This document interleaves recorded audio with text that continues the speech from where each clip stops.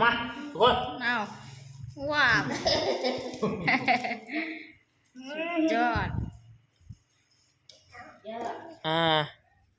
มื้อนี้มีเมนูกุ้งเนาะมื้อนี้เนาะกับปลาหมึกเนาะ2อย่างเนาะมื้อนี้เนาะปลาหมึกกล้วยเนาะบ่แม่นตัวหนวดเนาะ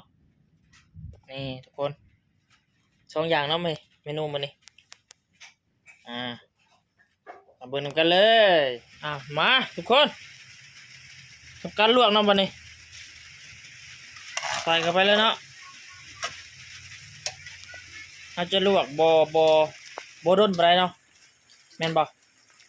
ลวกนิดนึงลวกหน่อยหนึงเนาะไว้ไว้แซ่บ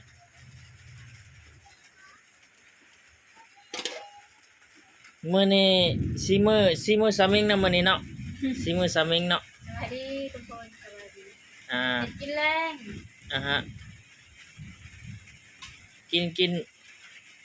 กินกับครอบครัวเนาะมื้อนี้กินอาหารทะเลได้มื้อนี้ได้อาหารทะเลกุ้งก็บ่อยากสุกปานนั้นบ้านเฮาทุกคนเฮาสิมาเฮ็ดแจ่วเนาะบัดนี้เนาะ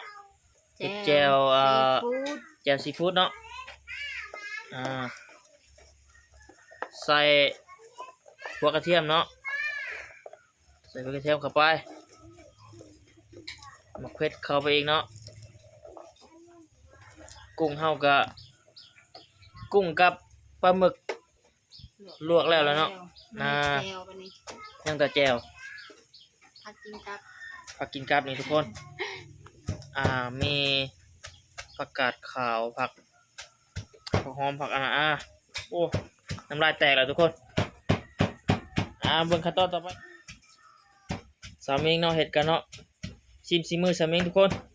แซ่บอยู่บ่ชิมมาทุกคน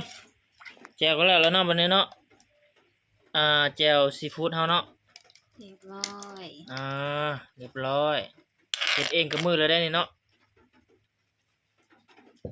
สามีเฮ็ดเองกับมือเลยแล้วเด้อทุกคนมากินข้าวเลยนำกันอาหารเฮาก็แล้วเด้อพี่น้องมื้อนี้กินอาหารทะเลจับน้ำจิ้มซีฟู้ดกับผักเต็มกระโตกมากินข้าวแรงนำกันกับครอบครัวมาไป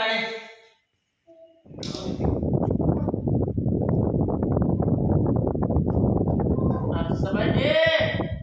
คนคลิปนี้ก็เฮามากินข้าวแรกกันเนาะอาหารก็มีกุ้งแล้วก็ปลาหมึกเนาะปลาหมึกใส่กรอบเนาะมาเลยตอนนี้เพิ่น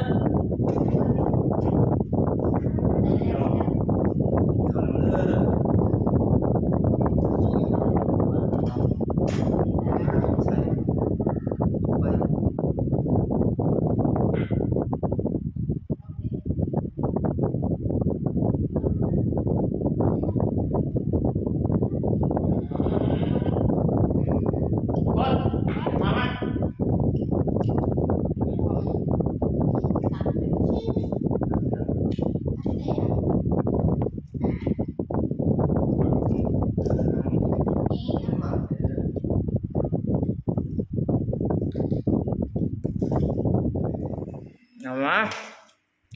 เปิดมันจะห่อทุกคนเอากินยังไงเนี่ยตั้งเอกบาทช่วยเลิกกับมันใส่ดิเลยเอาเลยบักไงเป็นจะได้แซ่บบ่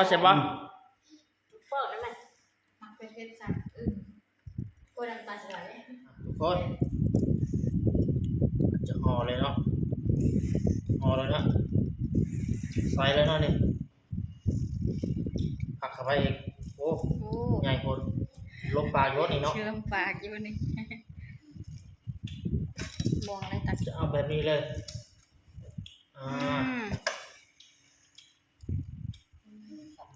มาทุกคนว้าว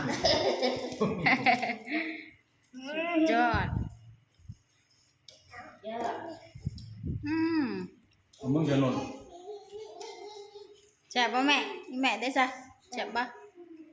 มีแต่คนมากินไปเผ็ดได้เกินเท่าได้ แมงมุมเป็นคำแรก แห้งเผ็ดแห้งแซ่บ ลืมไป